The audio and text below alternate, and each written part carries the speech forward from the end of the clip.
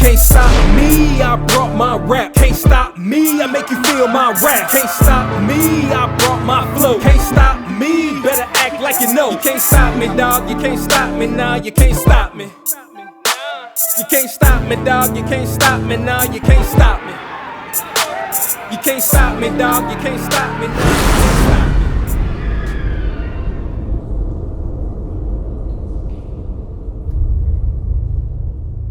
Briefly tell me your historical roots in Anderson County. It feels really cool to be a homegrown product of Anderson District 5. You know, I grew up 10 minutes down the road on Centerville. Give me the history of wrestling at Westside. Westside Wrestling has been around a long time. We know that our first state champion was one of our eventual head coaches in 1972, Milton Glover. But for many years, our program has really flown under the radar. And the first time that it really got put on the map was when Todd McCormick came in as the head coach in 2003. And in his 10 years as head coach, he was able to win 4 region championships. He had 2 guys win state championships, including his son, Zach, who was a 2-time individual state champion, had several state placers and state qualifiers every year that he was the head coach. Then it kind of fell into obscurity a little bit again in the mid-2010s. And when I took over in 2019, we were basically building from scratch. And so we have chopped wood and carried water for a long time, and we're finally seeing our program grow and flourish. We have won our region the last 2 years. We've had a state placer and a state medalist. And this year we broke through and set the school record for the first time in school history. We made it all the way to the upper state championship. BHP has one of the most extensive wrestling histories in the state of South Carolina. It begins way back in 1967, the conception of BHP. The high school has had 5 state championships.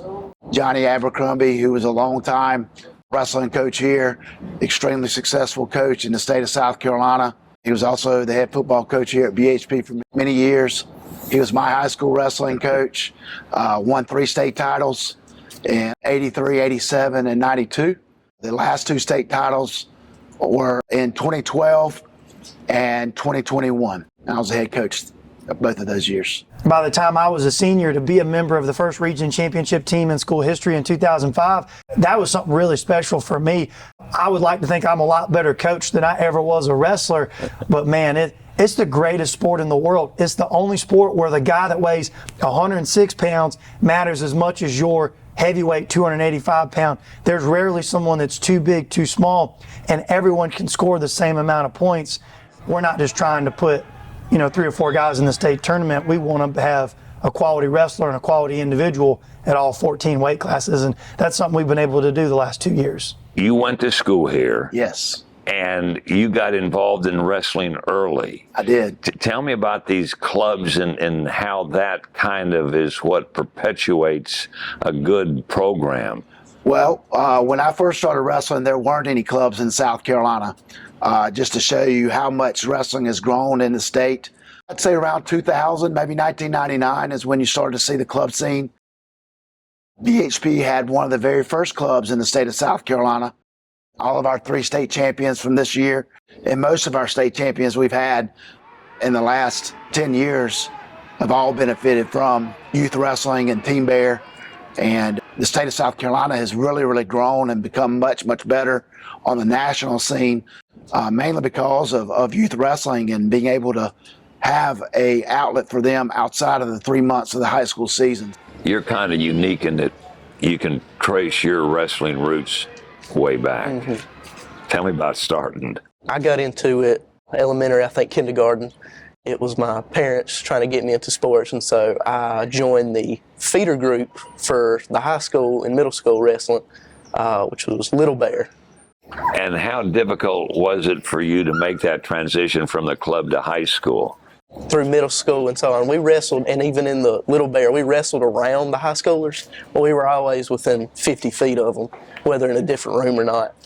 And so we were kind of attuned to knowing what it was going to be like. So it wasn't a very big jump for us. As a former student, former wrestler at Westside, being the coach this year, how satisfying was it to you to see your kids do so well? This program, I have now been an athlete on a region championship team. I've coached a region championship team, and we showed that last year wasn't a fluke. We beat 4 top 10 teams in 4A this year.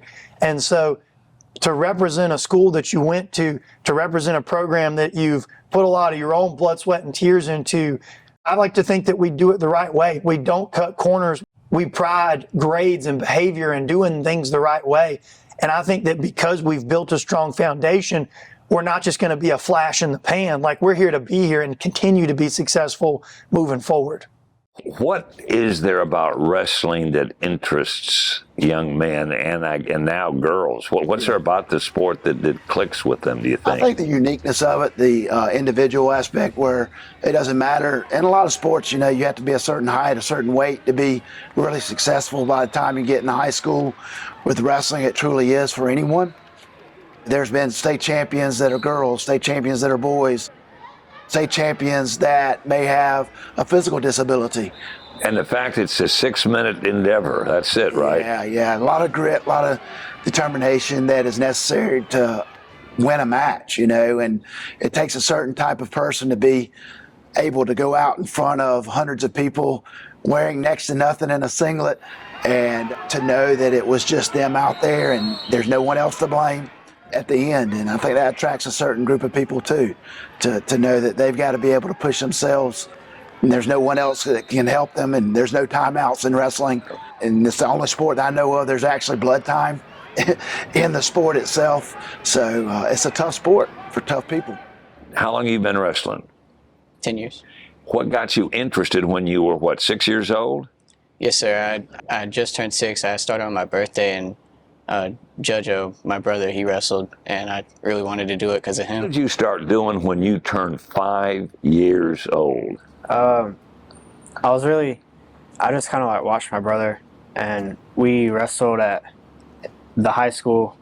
Not really like wrestling with the high school team, but they had a little club that they were going, and we wrestled there and just got all the practice time in that we could. What was there about wrestling that intrigued you? Just the way you can totally manhandle a dude, It's just a cool sport. I hadn't done a sport. I mean, I was young, I guess, but he just inspired me a lot. He still does. So really was just him. Yeah, so your brother got you involved. For somebody from the outside looking in, it just looks like chaos in motion. It is. Talk a little bit about how unique that is when you have so many weight classes going on at the same time. I have a great support staff, great assistant coaches, but, we were able to qualify numerous wrestlers this year. We had 10 qualifiers. So especially that first night of the state tournament when our one division, which is 3A, is all competing on 6 mats. It gets very hectic very quick. We might have 3 or 4 wrestlers going on at the same time. So it becomes a whirlwind. A lot of hurry up and wait in the sport of wrestling. In a venue like Anderson Civic Center, it becomes even more chaotic because it's packed out. Then we added the girls division. We had, for the first time in history, and we were able to make some history at BHP. We had our first girl placer, Jalen Hughes, finished 3rd in the 120-pound weight class. She's a senior, extremely proud of her and proud of our state really moving forward in the sport of wrestling in the women's division, and hoping it to be sanctioned here very, very soon.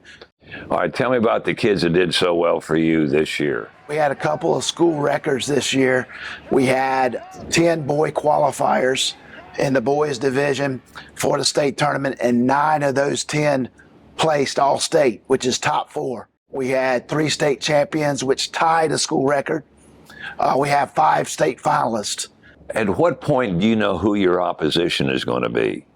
They usually have the brackets released like day or 2 before, and then it's just like if you make weight, I mean, you'll know it for sure then, but you can see who you'll have, and depending on how you do it, your upper state or lower state, you can look at it there too. So you pretty much get like a good notice like a week before. Of who you're going to wrestle? Yes, sir. Then what do you do to prepare for that guy?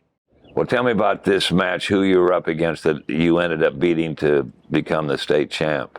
Well, this guy was actually from South Dakota, and he moved down. He was a 2-time state runner-up at South Dakota. He's a lot bigger than me.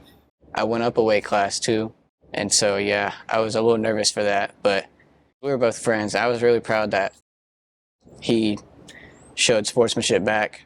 The guy you were wrestling against? Yes, sir. Yeah. After the match and still now. I was pretty excited I won. And representing BHP and bringing back a state championship, that's not a bad legacy, is it? No. Yeah, I would like to bring back 2 more. Is endurance important in wrestling? Yeah, endurance is important, but it's really, there's a difference between wrestling endurance and, say, like running endurance. Wrestling endurance is from having that discipline to just keep wrestling despite what may be like happening to your body, like how you feel. Push yourself. Yeah, push yourself in the practice room, even when your legs are, dead. And when you're practicing, are you practicing moves? Yeah, you practice what you would do in a given scenario, and in that match, it becomes second nature to you, as if it's like muscle memory, instead of just something that you like practice a couple times and you have to think about doing. Tell me about your opponent. Did you know who it was? I did know who my opponent was. It was from our school's biggest rival for wrestling, West Oak. I've known him for a few years, especially since last year. I wrestled him a few times last year, and I wrestled him a few times this year. And between us wrestling before the state match happened, I had wrestled him 3 times before, and he had beaten me the last 2 times. Really? Mm-hmm. So going into the match, you knew you had your work cut out for you. He, throughout the tournament, he had pinned every person he wrestled. His last 2 matches of the state champion through quarter and semis, he pinned high-ranked lower state and high-ranked upper state. So you had your work cut out for you. I spent the week before the tournament happened, on the weekend, on Saturday, I spent a week with an older friend of mine who had went through wrestling when he was in high school, watching videos of the West Oak kid wrestling. And I studied what he did, and I did practices on stuff. And I practiced a certain move to go against what he was doing for about a week. And so when the championship match came around, we get out there to wrestle, and immediately as soon as the match starts, he takes me down. So I'm already down 2 points. And then he goes to hit the move that I had been preparing and practicing for about a week. And then I immediately flip him over and completely set off what he was thinking of doing. And the end result was me winning. How often does a wrestler pin his opponent? Is that something that happens regularly or not so often? It depends on who you are and who you're wrestling. If you're, more dominant, you'll probably pin more. But if you're not as dominant, you might win by points or tech or major, whatever you win by. I would say it just depends on the person. Have you won by a lot of pins? Oh yeah, I think this season, I only had 1 match that was a full 6 minutes. Where you didn't pin somebody? Where I did. 1 match? Yeah. Out of how many? Well, I had forfeits at 2, like a lot of forfeits, but I think 50 matches. The best and the worst thing about wrestling, you put his shoulders to the mat, a pin is called, the match is over. You could be up or down 10 points. If a pin happens, the person who pins wins. I mean this when I say this. Anybody can beat anybody on a given day. Can they really? I promise you, it's why they go out there and wrestle the matches. There is no best of 7 game series. You get 1 shot. And if you're on that day, you can beat anybody. And if you could have been the man all year, you have an off minute, they catch you. That's it. This year being special, we have the inaugural year of actually having a girls' state championship, which is, first year of it. It's never been done. This is history. Girls wrestling is the fastest growing sport in the country, actually, which is pretty amazing because wrestling is always kind of considered a fringe sport. We tend to be more in our wrestling circle, but we're not one of the mainstream sports like football and basketball and baseball. Girls wrestling is emerging very quickly, and it is the fastest growing sport in the country. And it's good to give these girls a platform to actually compete against other girls and not be forced to wrestle the boys, which I'd be remiss if I didn't also mention we have 2 wrestlers in here, 2 girls wrestlers that are wrestling in the boys division. We have June Welch, who's the first ever open state champion female that actually beat the boys last year. And we have Zaya Estrada, who was the first girl ever to place in South Carolina. 2 years ago, she placed third. She placed third again last year. We'd love to have one state champion at each weight. We'd love to have that, culminate eventually. But right now we have 5 state champions. We have a state champion for each division. And this year we have a girls state champion as well. So it'll be 6 state champions for each weight class. And in the girls division, because we had so many girls come out this year, being the inaugural year, and they didn't expect it, our 106-pound class was so big, we actually split it to the 106-pounders and an under 106-pound, which is a lighter division, and actually had 16-man brackets in each one of those. Having a place like Anderson Sports and Entertainment Center, which is very supportive of the sport, Anderson reaches out. They actually, they want us here. They embrace the sport. They want to help grow the sport, and that's great.